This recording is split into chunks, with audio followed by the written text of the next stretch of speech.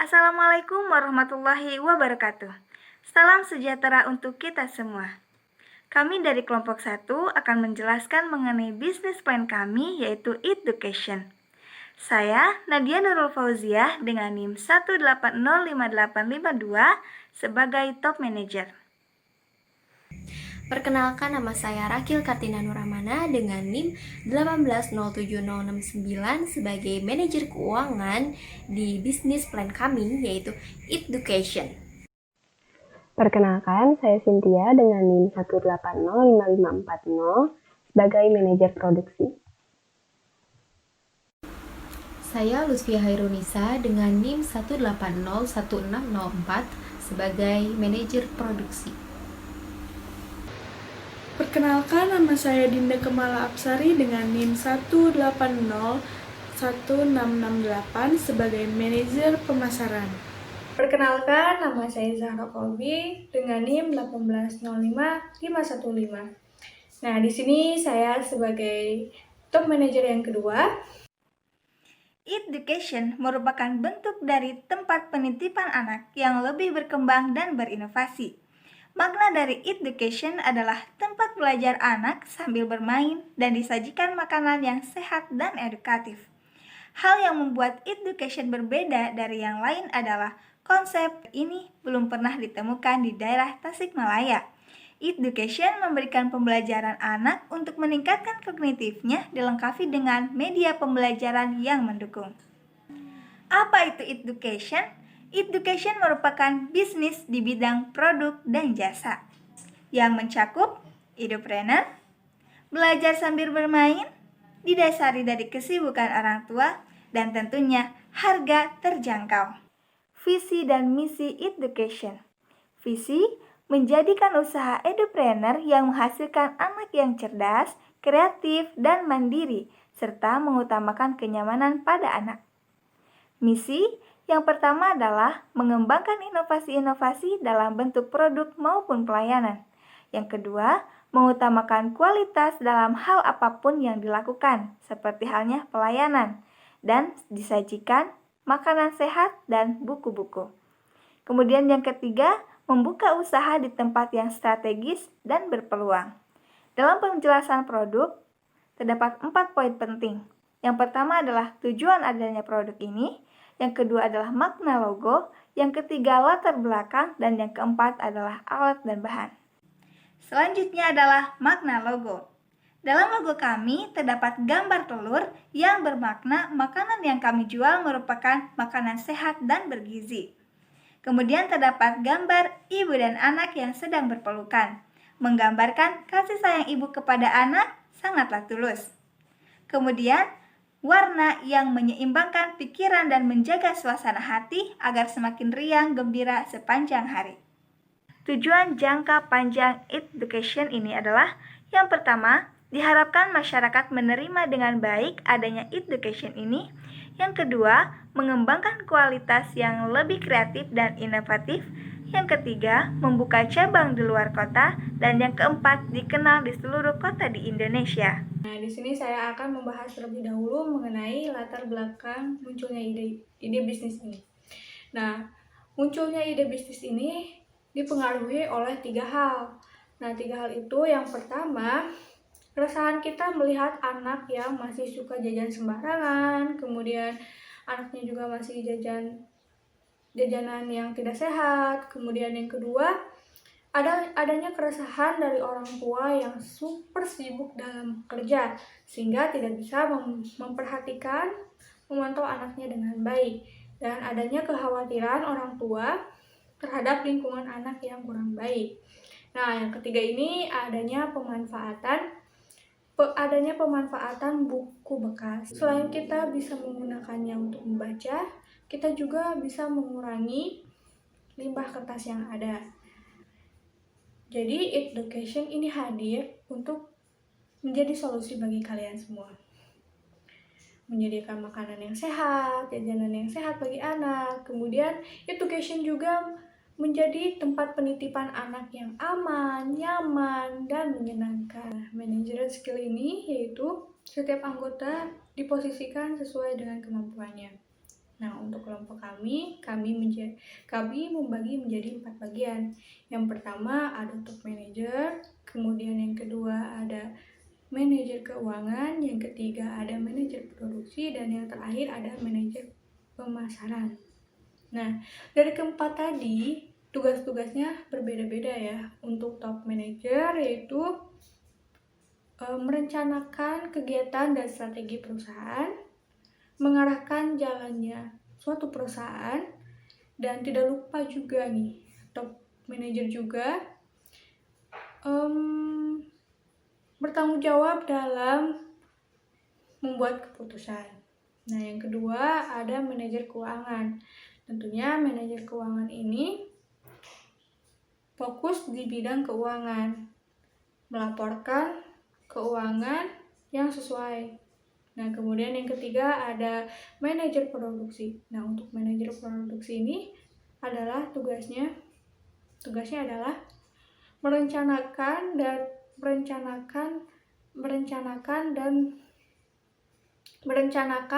mengorganisasi jadwal produksi.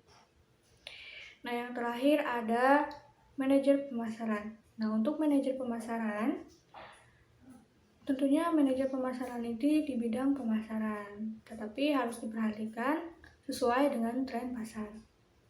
Kemudian, selain itu manajer pemasaran juga memiliki tugas yaitu merencanakan marketing research dan lain-lainnya. Nah, setelah kita sudah membagi tugas yang sesuai dengan kemampuannya, selanjutnya kita akan melakukan membuat SOP.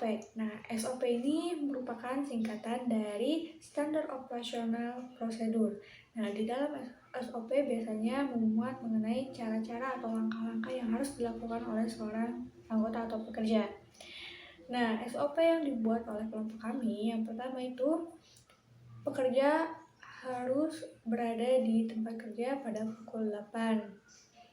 Kemudian yang kedua, para pekerja menuju ke posisinya dan mengerjakan tugasnya sesuai dengan posisinya tadi. Yang ketiga, para pekerja tidak diperkenankan menggunakan alat komunikasi ketika sedang bekerja. Kemudian yang keempat, untuk istirahatnya, baik itu istirahat untuk sholat, untuk makan, dan lain-lainnya itu dimulai dari jam 12 siang sampai jam 1 siang. Nah, selain itu juga, para pekerja itu dituntut untuk bisa berkomunikasi dan melayani konsumen dengan baik, ramah, sopan, dan santun, serta dengan hati yang tulus. Nah, kemudian kita mengevaluasi hasil pekerjaan kita. Dan yang terakhir, para pekerja pulang sesuai dengan waktu yang sudah ditentukan. Selanjutnya saya akan menjelaskan mengenai aspek produksi. Yang pertama, tahap 1 yaitu mencari tempat yang bisa digunakan. Tempat yang menjadi target untuk kami yaitu tempat yang strategis, aman, dan nyaman. Dan juga tempat yang tentunya menjadi target pasar kami. Sebelumnya kami sudah mendapatkan tempat di suatu perumahan, karena perumahan tersebut terdapat banyak orang tua yang bekerja, sehingga mereka dapat menitipkan anaknya kepada kami untuk belajar sambil bermain. Pada tahap selanjutnya yaitu mencari bahan untuk mendekorasi ruangan, mencari bahan untuk membuat makanan, mencari buku-buku bekas, dan mencari serta membuat media untuk bahan ajar. Nah, pada tahap ini kami mencari alat serta bahan yang kami butuhkan untuk mendekorasi ruangan. Tetapi ada juga beberapa alat dan bahan yang tidak perlu kami beli lagi karena sudah dimiliki. Pada tahap ini juga kami mencari bahan untuk membuat makanan dan minuman yang akan kami jual. Selanjutnya kami juga membuat dan mencari media pembelajaran yang efektif untuk digunakan anak-anak sesuai pada umurnya, serta mencari buku-buku bekas yang masih layak pakai untuk dibaca oleh anak-anak dan dapat juga mereka beli dengan harga yang relatif murah. Tetapi sebagian buku juga tidak perlu kami beli lagi karena sudah dimiliki oleh anggota kelompok kami. Selanjutnya, tahap yang terakhir yaitu setelah kami mendapatkan tempat yang sesuai dan sudah mendapatkan alat serta bahan yang kami butuhkan, kami akan mendekorasi tempat tersebut sesuai dengan apa yang telah kami rencanakan. Lalu, setelah semuanya selesai, kami akan segera membuka tempat tersebut. Selanjutnya ada aspek hukum. Bisnis kami belum berbadan hukum karena masih dalam tahap perencanaan. Selanjutnya saya akan menjelaskan mengenai gambaran salah satu produk dari Education, yaitu buku. Jadi kami menjual buku untuk anak sekolah dasar dengan kisaran harga 5.000 hingga 30.000. Selain itu, kami juga menyediakan buku bacaan yang dapat dibaca oleh anak-anak di tempat kami. Alasan kami menjual buku serta menyediakan buku ini adalah untuk memanfaatkan buku-buku yang masih layak pakai dan juga meningkatkan literasi anak-anak. Hal ini juga kami lakukan sebagai bentuk dedikasi kami sebagai calon guru sekolah dasar yang berharap sedikitnya dengan hadirnya buku di Education mampu memberikan kebermanfaatan lebih dan pembiasaan anak dalam membaca buku. Saya akan menjelaskan mengenai produk-produk yang ada di Education, khususnya untuk produk yang dapat dikonsumsi. Nah, untuk produk yang dapat dikonsumsi, kita kategorikan menjadi 3. Yang pertama makanan, yang kedua minuman, dan yang ketiga ada dessert. Nah, untuk makanan, kita menyediakan nasi hijau bayam, kemudian ada kimbap sayur, dan kemudian kita menyediakan popcorn juga. Kemudian untuk produk minuman, kita menyediakan jus dan juga susu. Untuk dessert, kita memilih es krim buah. Nah, mengapa kita memilih produk-produk tersebut? Yang pertama, karena produk-produk tersebut berbahan dasar dari sayur dan juga buah yang tentu saja akan menyehatkan. Kemudian yang kedua, karena produk-produk tersebut akan memiliki warna yang mencolok sehingga dapat menarik perhatian siswa. Kemudian yang ketiga, makanan-makanan ataupun produk tersebut akan kita produksi dengan menyesuaikan selera dari anak-anak. Jadi rasanya akan tetap enak, tapi tetap juga menyehatkan, seperti itu. Kemudian untuk kemasannya, kita menggunakan kemasan dari kertas, misalnya mangkuk dari kertas untuk makanan, kemudian untuk minuman dan juga dessert, kita menyediakan gelas dari kertas. Hal ini juga merupakan upaya kita untuk mengurangi limbah plastik. Kemudian, untuk edukasinya, kita akan memberikan label ataupun menempelkan khasiat dari makanan-makanan tersebut. Jadi, ketika anak memesan susu, kita akan menempelkan kemasan, dari kemasan itu sendiri kita menempelkan khasiat ataupun manfaatnya pada gelas kertas tersebut. Sehingga sebelum anak mengkonsumsi minuman tersebut atau susu tersebut, anak-anak harus diminta membacakan terlebih dahulu sehingga ketika anak meminumnya, anak pun sudah mengetahui khasiat ataupun manfaat dari susu itu sendiri. Seperti itu, begitupun untuk produk-produk lainnya. Nah, kemudian saya akan menjelaskan mengenai prototipe dari denah ataupun ruangan di Education. Nah, untuk denah ruangan itu kita bagi menjadi 2. Yang pertama, area untuk makan, kemudian area untuk bermain dan belajar. Nah, kenapa kita memisahkan area ini? Yang pertama, karena area untuk makan itu kita khususkan untuk makan, sehingga anak-anak pun tidak akan merusak media ataupun dari buku-buku yang ada di area bermain dan juga belajar, seperti itu. Nah, untuk area bermain, kita mendesain senyaman mungkin dengan karpet dan juga warna-warna yang menarik siswa agar nyaman untuk belajar dan juga bermain di sana. Dalam ruangan tersebut atau area tersebut tersedia buku dan juga media pembelajaran, dan juga kita menyediakan mini proyektor di mana berfungsi sebagai media ataupun alat untuk melakukan dongeng gitu. Jadi nanti kita akan ada sesi dongeng yang rutin kita lakukan maupun kita berkolaborasi dengan komunitas dongeng yang ada di Tasikmalaya maupun komunitas dongeng yang ada di tempat lain, seperti itu. Kemudian ada area untuk makan, kita bagi 2 juga. Yang pertama area tempat makan yang berkursi kuning dan juga yang coklat. Nah, untuk area yang berkursi kuning kita tujukan sebagai tempat makan ataupun tempat menunggu dari orang tua maupun wali anak-anak. Kemudian untuk yang berwarna coklat, kita khususkan untuk tempat makan maupun minumnya dari anak-anak itu sendiri. Nah, tujuan ini juga, hal ini juga bertujuan sebagai agar anak-anak mampu untuk setidaknya ketika berada di education itu tidak hanya bermain dan belajar, tapi mereka juga mampu bersosialisasi dengan orang-orang baru maupun pengunjung baru yang ada di education. Seperti itu. Terima kasih. Dikembalikan kepada pemateri selanjutnya. Pada aspek pemasaran, kami melakukan promosi dengan presentase 40% offline melalui brosur, pamflet, dan sosialisasi di lingkungan masyarakat. Sedangkan 60%-nya kami gunakan melalui sosial media seperti Instagram, WhatsApp, Facebook, dan lain-lain. Berikutnya ada analisis pesaing. Pesaing dari bisnis kita itu ada perpustakaan daerah, karena perpustakaan daerah memiliki kelebihan. Yang pertama, buku-bukunya lebih banyak, gratis, dan tempatnya yang strategis.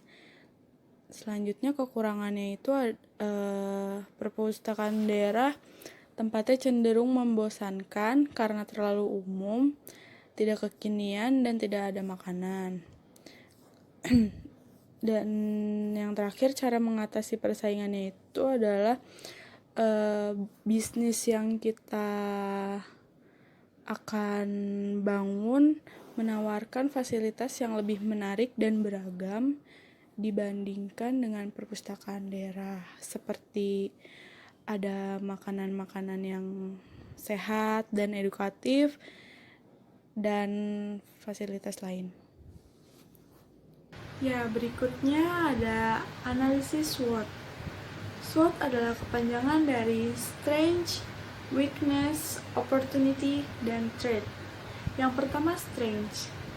Kekuatan dari bisnis kami adalah kami merupakan mahasiswa pendidikan guru sekolah dasar, sehingga kami sudah mengerti bagaimana karakter dan kebutuhan dari anak-anak atau siswa. Selanjutnya ada weakness. Kelemahan dari bisnis kami itu kami memerlukan modal yang cukup banyak, sehingga kami harus pintar-pintar dalam mencari modal. Selanjutnya ada opportunity. Peluangnya itu di Kota Tasikmalaya sendiri belum terdapat bisnis yang kami akan bangun, dan lokasi kami strategis. Yang terakhir ada threat atau ancaman, yaitu ancamannya adalah pengalaman kita dalam edupreneur ini masih sedikit, sehingga hal tersebut menjadi ancaman bagi kami. Berikutnya ada kekurangan dan kelebihan. Dari kelebihannya tersendiri itu, produk kami menawarkan makanan yang sehat dan edukatif. Kenapa edukatif? Karena tidak hanya makanan yang tersaji, namun juga kami memberikan notes tentang pengetahuan umum, supaya menambah wawasan kepada anak yang dititipkan kepada kami. Selain itu, kami juga menjual buku-buku bekas untuk siswa atau anak-anak. Sedangkan jasa yang kami tawarkan adalah berbentuk tempat penitipan anak disertai fasilitas yang menunjang untuk anak bermain sambil belajar. Sedangkan kekurangannya adalah tidak ada pesaing di Kota Tasikmalaya khususnya. Namun di kota-kota lain mungkin sudah ada bisnis atau usaha yang mirip dengan bisnis yang kami akan bangun, akan buat. Namun kami akan menambahkan inovasi-inovasi lain supaya menjadi pembeda bagi bisnis kami dengan bisnis yang lainnya. Ya, lanjut ke segmentasinya. Yang pertama itu ada geografi. Jadi letak geografinya itu berada di kota Tasikmalaya. Demografinya itu anak laki-laki maupun perempuan usia 5-13 tahun dengan tingkat pendapatan menengah ke atas dan tingkat pendidikan sekolah dasar. Selanjutnya ada targeting. Target kami itu dari geografinya dapat berasal dari kota Tasikmalaya maupun Kabupaten Tasikmalaya. Demografinya itu sama seperti segmentasi sebelumnya itu, anak-anak laki-laki maupun perempuan usia 5-13 tahun dengan tingkat pendidikan sekolah dasar dan tingkat pendapatan menengah ke atas. Psikografinya itu adalah gaya hidup yang modern dan nilai-nilai yang dianut itu adalah pendidikan dan sosial. Serta target pasar kita itu adalah seluruh khalayak masyarakat, terutama anak-anak sekolah dasar. Dan yang terakhir dari pemasaran itu ada positioning atau penempatan. Positioning atau penempatan dari kami itu yaitu ada pendidikan dan kesehatan anak sekolah dasar. Kami juga mempunyai tagline yang berbunyi Eat for grow your body and read for grow your mind. Nah, di sini saya akan membahas tentang aspek keuangan. Tapi sebelum ke aspek keuangan, kita akan membahas terlebih dahulu kalkulasi biaya atau pengeluaran biaya yang akan dikeluarkan oleh kelompok kami. Nah, diantaranya itu yang pertama untuk biaya peralatan. Nah, biaya peralatan di sini ada alat atau alat-alat yang memang kita sudah punya atau anggota kami yang sudah punya. Jadi kita tidak perlu mengeluarkan biaya kembali. Nah, untuk alat-alat atau keperluan yang memang kita harus membelinya, diantaranya yaitu yang pertama mini proyektor. Nah, kita harus beli mini proyektor ini satu itu seharga 375.000. Untuk yang kedua mini speaker. Nah, mini speaker ini kita akan membeli yang satu set. Nah, satu set ini kisaran seharga 119.000. Selanjutnya untuk alat masak. Nah, alat masak ini kita juga beli yang satu set itu. Jadi harga untuk pengeluarannya itu 150.000. Dan untuk alat-alat atau yang memang kita sudah punya yaitu laptop, rak buku, dan kulkas. Nah, secara kita jumlahkan total dari alat atau peralatan yang kita harus mengeluarkan biaya itu yaitu seharga Rp644.000. Nah, untuk selanjutnya kita akan membahas tentang biaya bahan. Nah, biaya bahan ini adalah bahan-bahan atau produk makanan yang akan kita jual di tempat kita, yaitu makanan-makanan yang sehat dan edukatif. Nah, makanan-makanan sehat ini diantaranya itu yang pertama nasi ijo ayam. Nah, nasi ijo ayam ini kira-kira untuk biayanya itu 5.000. Kemudian kimbab sayur. Kimbab sayur ini juga untuk per kimbab sayurnya yaitu seharga 2.000. Nah, untuk selanjutnya popcorn juga harga satuannya itu 3.000. Kemudian jus ini juga harga persatuannya 5.000. Susu juga harga persatuannya 2.000. Es krim buah juga harga satuannya 3.000. Nah, secara keseluruhan modal yang awal kita untuk mengeluarkan atau biaya pengeluaran dari bahan yaitu seharga 20.000. Selanjutnya kami akan membahas tentang pengeluaran biaya lainnya. Nah, biaya lainnya ini ada beberapa komponen. Nah, komponen ini diantaranya itu yang pertama dekorasi. Dekorasi ini kita akan mengeluarkan biaya seharga 200.000. Selanjutnya bensin akan pengeluaran biayanya itu 20.000. Paper bowl ini 50 pieces satu bungkusnya, yaitu seharga 50.000. Gelas plastik 12.000, gas 20.000, dan galon aqua 18.000. Nah, secara keseluruhan atau total jumlah dari biaya lainnya yang harus kita keluarkan yaitu seharga Rp220.000. Nah, untuk kalkulasi yang terakhir ini yaitu biaya operasional. Di sini pengeluaran dari biaya operasionalnya itu ya diantaranya sewa tempat. Nah, karena kita sudah ada sewa tempatnya dan diantara anggota kami yang sudah menyediakan tempatnya, jadi kita digratiskan seperti itu. Yang kedua, listrik atau air. Nah, listrik air ini biasanya per bulan itu 50.000. Kemudian promosi. Nah, promosi ini kita juga tidak mengeluarkan biaya karena kita memakai media sosial sebagai ajang promosi dari kelompok kami. Kemudian yang terakhir adalah gaji karyawan. Nah, gaji karyawan ini kebetulan dari kelompok kami beranggotakan 6 anggota. Nah, 6 anggota ini dibayar per harinya 20.000. Nah, 20.000 dikali 6 berarti 120.000. Secara keseluruhan ini berjumlah Rp170.000. Baik, selanjutnya kita akan membahas ke aspek keuangan. Nah, setelah kita tadi membahas atau menghitung dari aspek kalkulasi biaya dari 4 komponen itu, kita akan langsung lanjut ke aspek keuangan. Nah, aspek keuangan ini juga ada beberapa komponennya. Nah, komponen kita harus mencari beberapa komponen itu dengan menggunakan rumus. Nah, diantaranya yaitu yang pertama kita akan menghitung terlebih dahulu HPP. HPP ini adalah harga pokok penjual. Harga pokok penjual ini rumusnya yaitu biaya produksi ditambah biaya pendukung atau biaya lainnya per kuantitas barang yang dihasilkan. Nah, tadi kan kita sudah membahas atau menghitung dari kalkulasi biaya. Nah, untuk biaya produksinya yaitu 20.000.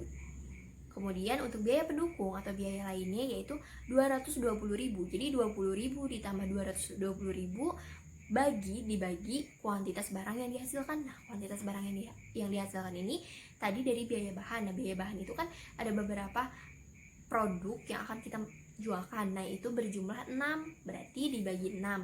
Nah, sehingga dari total 20.000 ditambah 220.000 dibagi 6 yaitu sama dengannya 37.000. Nah, itu berarti 37.000 itu adalah harga pokok penjualan.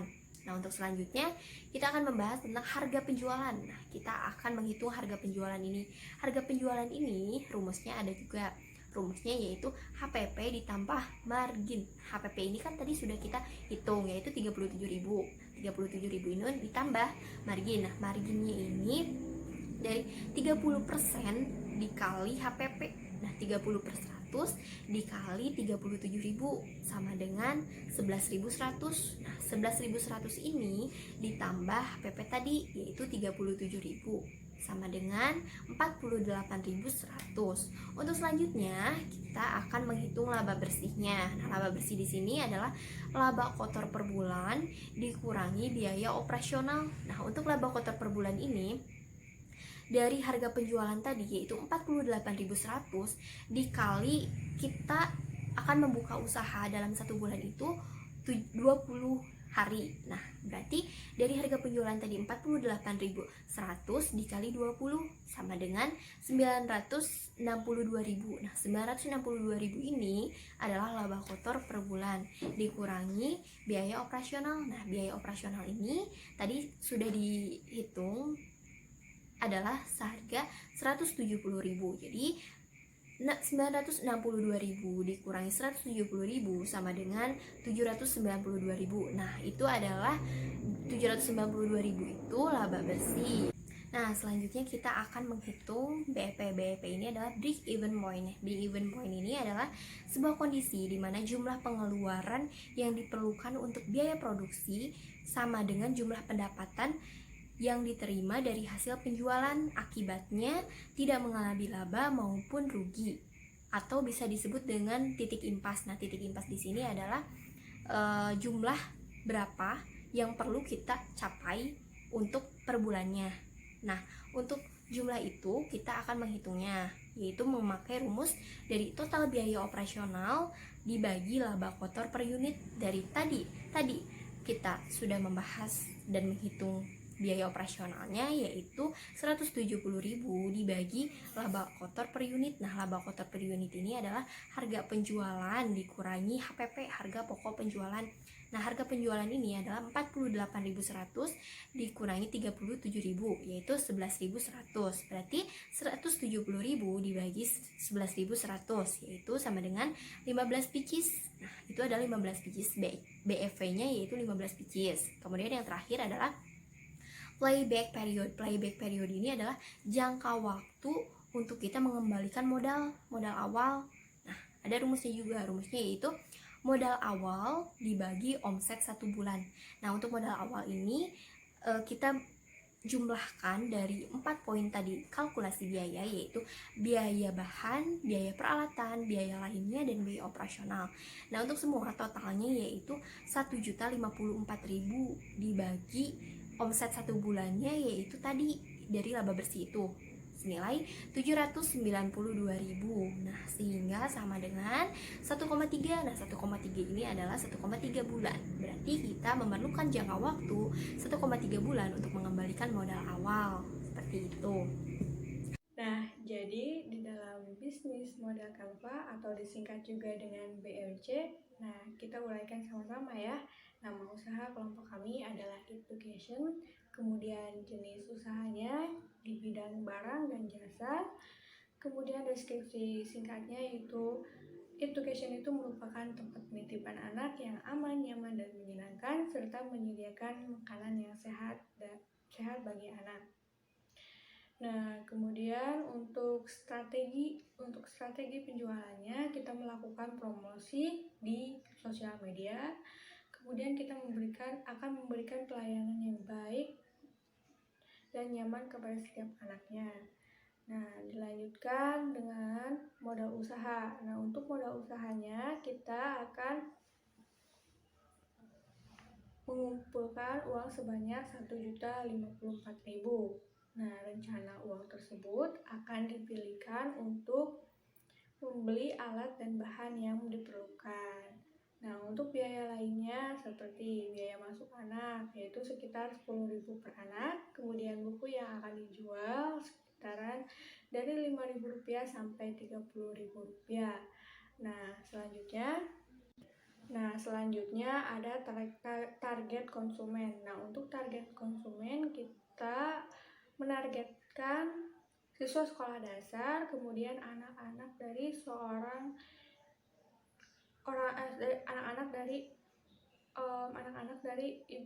anak-anak dari orang tuanya yang sibuk kerja.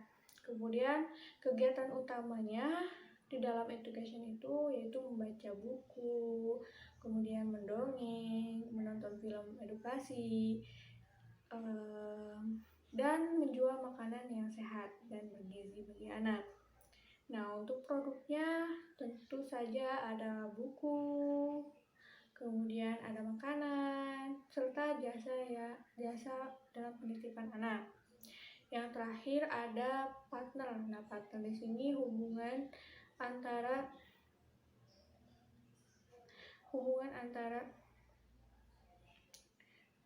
yang terakhir ada partner. Nah, partner di sini tentunya kita bekerja sama dengan orang yang menyewakan tempat di mana kita membuat bisnis ini. Kemudian yang kedua ada orang yang